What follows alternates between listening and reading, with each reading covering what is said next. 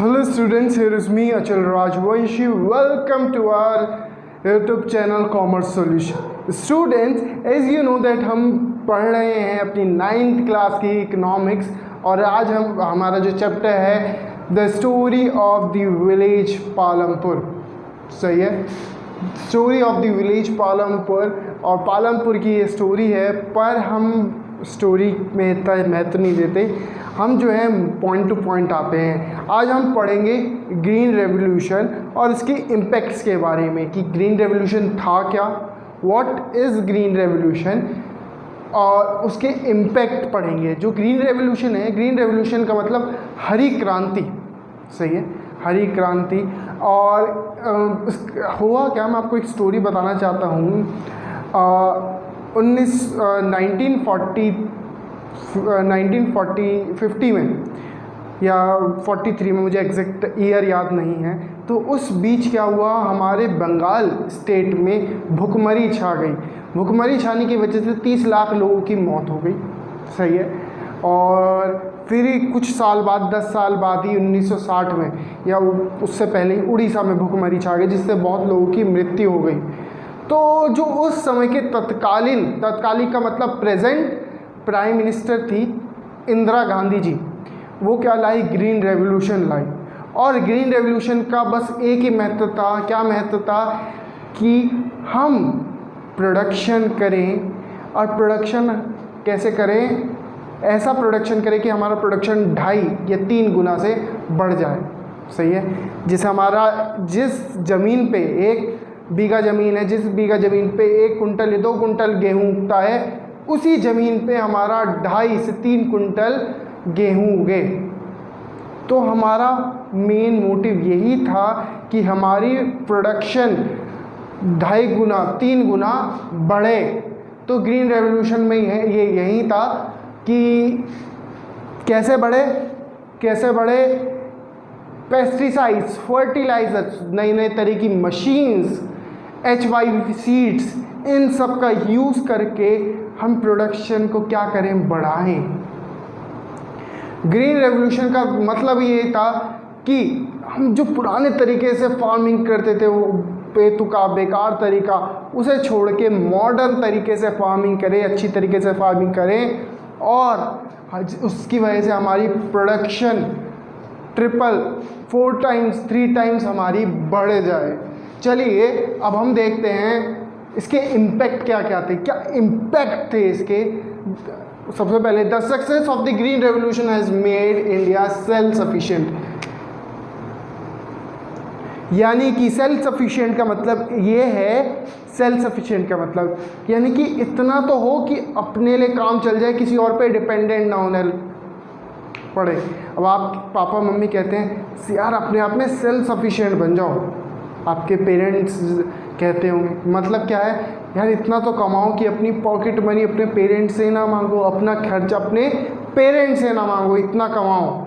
वैसे ही हमारे इंडिया में हम क्या करते थे, पहले बाहर विदेशों से गेहूँ मंगाते थे, चावल मंगाते थे, पर आज के टाइम में हम इतनी प्रोडक्शन करते हैं कि इंपोर्ट नहीं करवाते, एक्सपोर्ट कराते हैं। इंपोर्ट नहीं कराते, अब एक्सपोर्ट कराते हैं। यही हमारी सेल्फ सफिशिएंसी। अब किसी भी कंट्री पे हम डिपेंड नहीं है, इतना प्रोडक्शन करते हैं कि हमारी ऑल ओवर इंडिया में वो खपत या कंज्यूम हो जाता है। सही है, इट्स सेल्फ सफिशिएंट बन गए हम because of green revolution. There has multifold increase in production wheat. Multifold का मतलब 3 टाइम्स 4 टाइम्स हमारी प्रोडक्शन कितनी बढ़ गई, 3 टाइम्स 4 टाइम्स इंक्रीज हो गई। The highest rate of growth was achieved in Punjab and Haryana. Highest rate of growth का मतलब हमारी जो प्रोडक्शन है वो कितनी बढ़ गई है, बहुत तेज़ी से।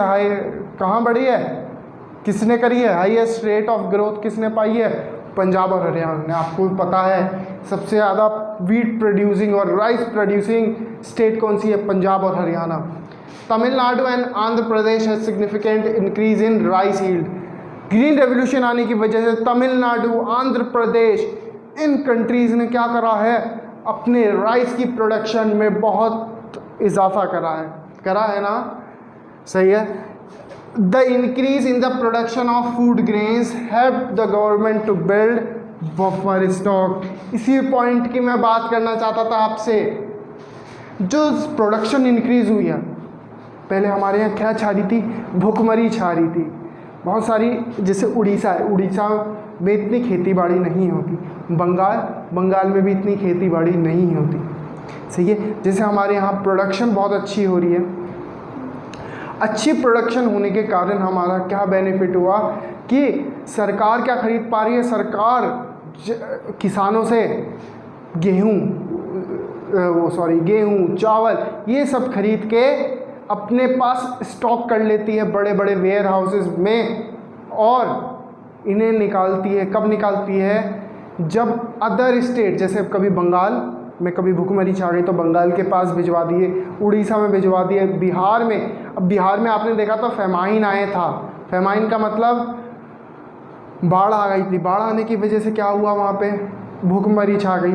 तो सरकार के पास बफर स्टॉक था, उन्होंने क्या कर रखा था, गेहूं को स्टोर करके रख रखा था। और गेहूं को स्टोर करने की वजह से वो अपने गेहूं को कहाँ इस्तेमाल में ला पाई, जहाँ पे फेमाइन आया था। फेमाइन कहाँ आया था, बिहार में आया था, अभी मैंने आपको बताया। तो जैसी कंट्री है जहाँ पे जैसी स्टेट है, बिहार या कोई भी स्टेट है जहाँ पे फेमाइन आता है, जहाँ पे ज़रूरत होती है, सरकार क्या करती है, वहाँ पे वीट प्रोड्यूस करवाती है। और सरकार बफर स्टॉक में प्रॉपर अमाउंट का स्टॉक बना के चलती, किसका, वीट का और राइस का। आई होप ये वीडियो आपको क्लियर होगी। और इसमें मैंने आपको ग्रीन रेवोल्यूशन समझाया। ग्रीन रेवोल्यूशन आपका 9th में आएगा, 10th में आएगा, 12th में आएगा। बहुत इंपॉर्टेंट है, बेसिक पॉइंट है, ग्रीन रेवोल्यूशन पता होना चाहिए आपको। ग्रीन रेवोल्यूशन है क्या, ग्रीन रेवोल्यूशन में सिर्फ यही है कि हम नए तरीके से फार्मिंग करें। नए तरीके फार्मिंग का मतलब हाइल्ड वैरायटी सीड्स का यूज़ करें, फर्टिलाइजर्स, सब चीज़ें मॉडर्न तरीके से, नए मॉडर्न इनपुट्स, मॉडर्न मशीनरीज, इन चीज़ों का यूज़ करके अपनी प्रोडक्शन को बढ़ाने से आपका भी बेनिफिट होगा, सरकार का भी बेनिफिट होगा। आपका बेनिफिट क्या होगा, आप अच्छे पैसे कमा पाएंगे। ज़्यादा प्रोडक्शन होगा तो अच्छे पैसे कमा पाएंगे, सही है। आई होप ये वीडियो आपको क्लियर होगी। Thank you so much.